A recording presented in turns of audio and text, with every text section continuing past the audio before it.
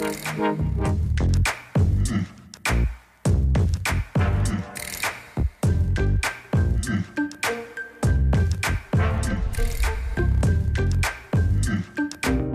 मैं हूं नितिन जुगीजा, एक अकेला इस शहर में। इससे पहले कि शुरू करें आज का सफर, जाने कौन सा है आज का शहर, डाल लेते हैं एक नजर कुछ जरूरी बातों पर।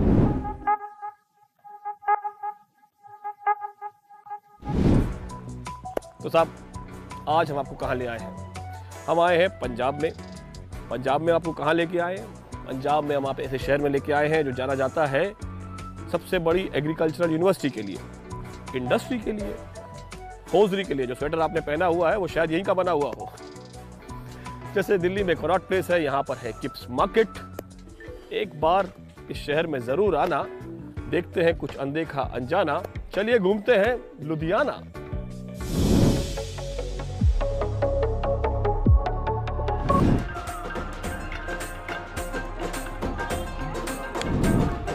पंजाब का यह शहर देश के अमीर शहरों में गिना जाता है। लग्जरी कार्स हों या और कोई लग्जरी प्रोडक्ट्स, इनके बाजार में ये देश के बड़े शहरों में गिना जाता है। वैसे तो यहाँ बहुत कुछ है देखने को, लेकिन हम और आप तो निकल पड़े थे कुछ अनदेखा अनजान देखने। और इस सफर की शुरुआत में ही हम पहुंच गए एक पुराने किले में।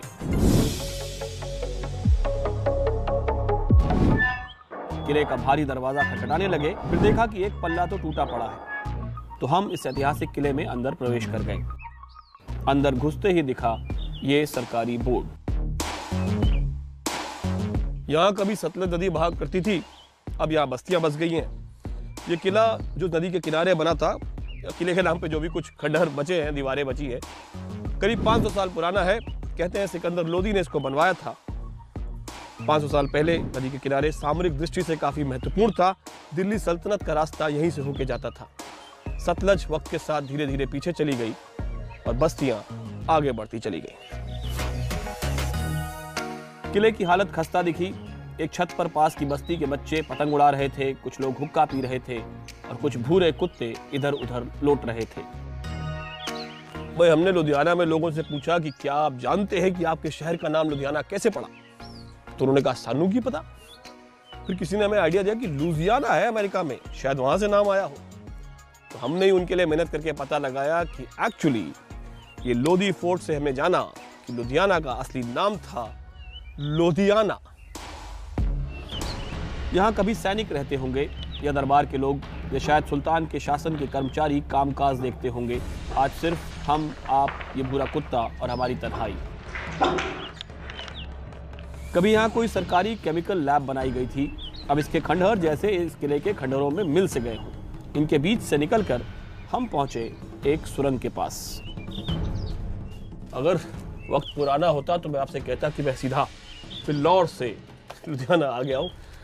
ये सुरंग कहते हैं कि फिल्लौर तक जाती है। फिलहाल तो 5 मीटर आगे भी नहीं जाती है, वहाँ पे काफ़ी कचड़ा भरा हुआ है।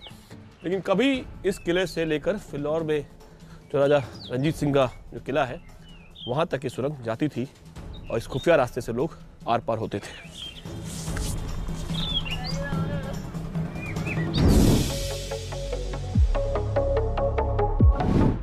सुरंग से ना सही, सड़क से ही हम चल पड़े महाराजा रंजीत सिंह के फिल्लौर के किले की तरफ। फिल्लौर के किले में अब पंजाब पुलिस की एकेडमी चलती है और आम जनता वहां स्थित एक मजार को देखने सिर्फ गुरुवार को ही जा सकती है। और चूंकि आज गुरुवार नहीं था, इसलिए हम बाहर से ही लौट पड़े। हमारा अगला पड़ाव था महाराजा रंजीत सिंह की याद में ही बना एक अनोखा संग्रहालय।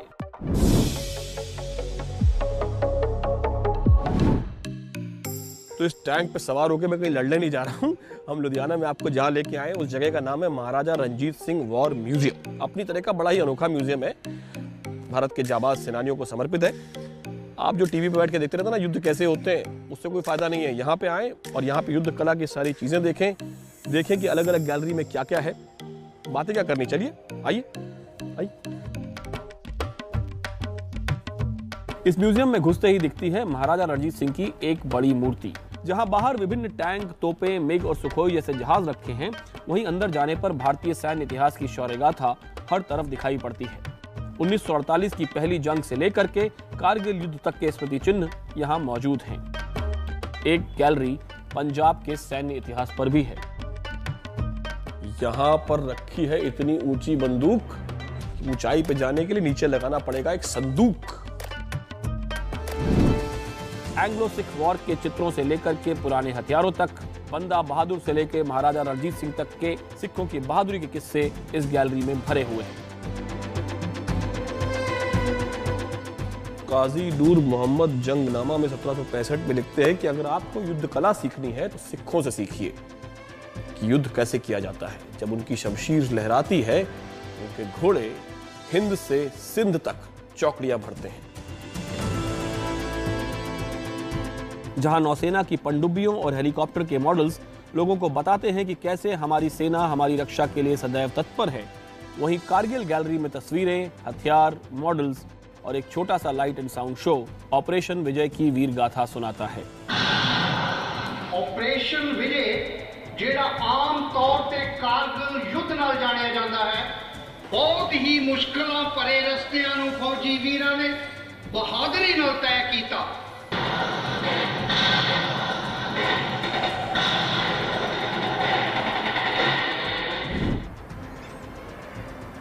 ऊपर की मंजिल पर हमें देखने को मिली एक नायाब चीज।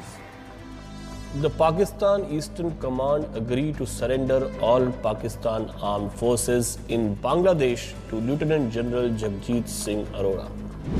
ये instrument of surrender signed at Dhaka on 16 December 1971. जब 16 दिसंबर 1971 को बांग्लादेश का निर्माण हुआ और पाकिस्तान ने आत्मसमर्पण किया, सरेंडर किया, ये उसका इंस्ट्रूमेंट ऑफ सरेंडर है। ये इतिहास हमने पढ़ा था, लेकिन इबारत को यहाँ पढ़कर उसका जो एहसास है वो अलग ही है। वॉर म्यूजियम से निकले तो दोपहर हो चुकी थी, भूख लगने लगी थी, तो पहले पेट पूजा फिर काम दूजा। तो हम आ गए अपने होटल जहाँ हम ठहरे हुए हैं। प्रांजल यहाँ पे शेफ हैं। सत श्री अकाल जी। सत श्री अकाल जी। इन्होंने हमें सुबह ही कहा था कि आप खाना हमारे साथ ही खाइएगा, और हम आए तो इन्होंने कुछ सजा के रखा हुआ है। प्रांजल, क्या खिला रहे हो भाई? आज हम आपको खिलाएंगे मलाई झींगा, आपको खिलाएंगे दही के कबाब, दही के कबाब, मेन कोर्स में रोगन जोश, और साथ में है लच्छा पराठा। पंजाब आके तो लोग कहते हैं भाई चिकन खाना है, और आपने चिकन नहीं खिलाया मुझे। सर देखिए, चिकन खाते खाते लोग बोर हो गए, ट्रेंड थोड़ा चेंज हो रहा है, कुकड़ों की जगह बकरे आ गए। बकरे आ गए। ये दही के कबाब जो मैं खा रहा हूँ बहुत ही लजीज है। इसमें कुछ अलग क्या है बताइए मुझे, कुछ अलग सा टेस्ट आ रहा है इसमें। हल्का हल्का आपके मुंह में पेपर्स आ रहे होंगे। हाँ, मैं वही पूछ रहा हूँ, वही टेस्ट अलग लगा मुझे। वो जो पेपर्स आ रहे हैं सर, पेपर्स हमने क्या किया, छोटे छोटे बारीक काट के उनको ऐड कर दिया है, ताकि जो आप एक सिंपल एक बाइट भी लें तो उसके आपके मुंह पे वो मतलब आ जाए आपके। हाँ, वो जो मुंह में एक करकरा सा जो आ रहा है वो बड़ा इंटरेस्टिंग जो है। तो झींगा खाना शुरू करूँ मैं? जरूर प्लीज। आप खाली देखेंगे, खाएंगे? नहीं, मैं आपको देखूंगा सर।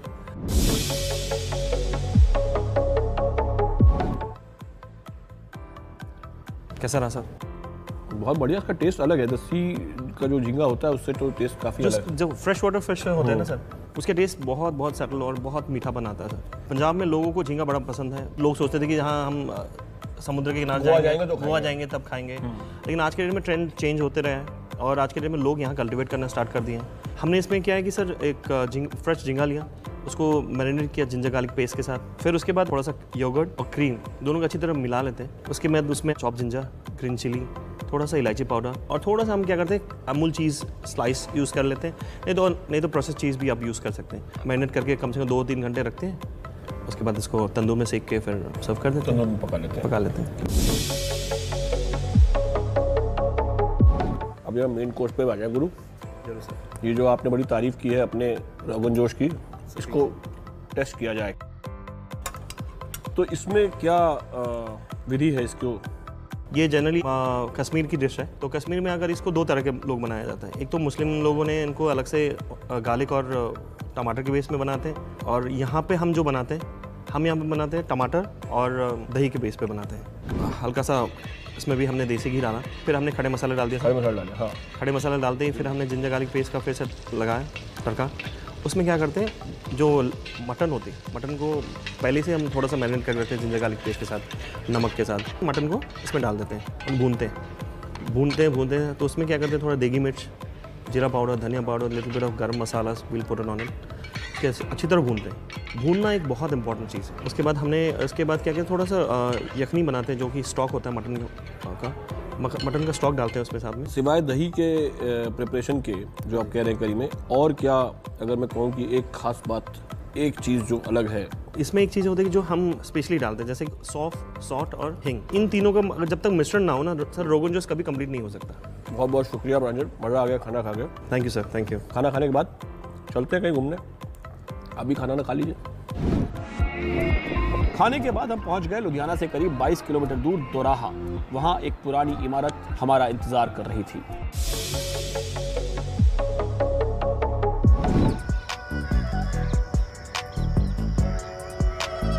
ये मुगल सराय है। नहीं, यूपी वाला मुगल सराय नहीं, उसके तो स्टेशन का नाम बदल के दीनदयाल उपाध्याय स्टेशन कर दिया गया है। ये दोराहा का मुगल सराय है, लुधियाना से 20 किलोमीटर दूर। पास में जीटी रोड चलती थी। लाहौर से आगरा तक मुगल कारवां चलते थे, तो मुगल कारवां सराय यहाँ पर बनी हुई है। रास्ते में लश्कर, फौजें यहाँ रुका करती थी, और कभी कभी जब लश्कर और फौजें नहीं रुकती थी तो आने जाने वाले व्यापारी, मर्चेंट्स यहाँ पर ठहरा करते थे। ऐसा माना जाता है कि इस सराय का निर्माण जहांगीर के वक्त में हुआ। इस सराय की 2 तरफ की दीवारें टूट चुकी हैं, लेकिन बाकी इमारत का जीर्णोद्धार करके उसे ठीक ठाक हालत में रखा गया है। ऐसा कहा जाता है कि जब ये पूरी नहीं होगी सराय, तो इसकी 2 दीवारों पर 30-30 कमरे और 2 पर 20-20 सिंगल कमरे अकेले अकेले बने हैं जहाँ लोग ठहरते थे। और हर कोने पे जहाँ 2 दीवारें मिलती हैं, जैसे ये कोना है 2 BHK मतलब 3 कमरों का एक कॉर्नर है बना हुआ है, जो यहाँ पर लोग शायद बड़े ग्रुप में हो या परिवार हो, वो ठहरते रहे होंगे। ऐसा आप सिर्फ अंदाजा लगा सकते हैं। छत पर बुर्ज के साथ चलते हुए इस सराय की विशालता का एहसास होता है। प्रांगण के बीच में एक मस्जिद भी है। इस सराय में न जाने कितने आने जाने वालों की कहानियां दबी पड़ी हैं। दोराहा मुगल सराय से 10 किलोमीटर और आगे एक और मशहूर जगह, सराय लश्करी खान।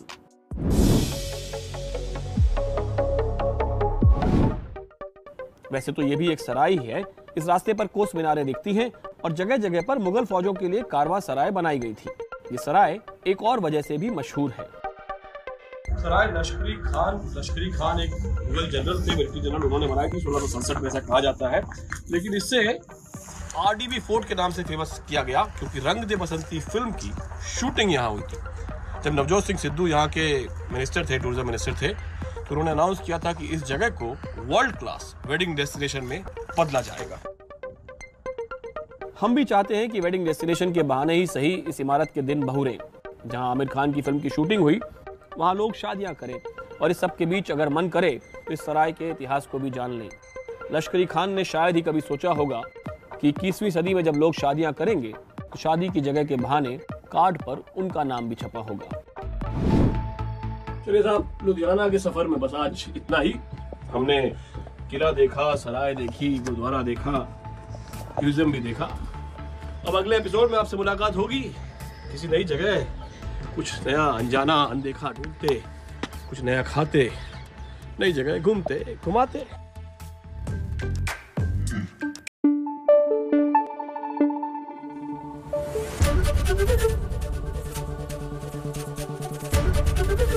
ABP न्यूज आपको रखे आगे।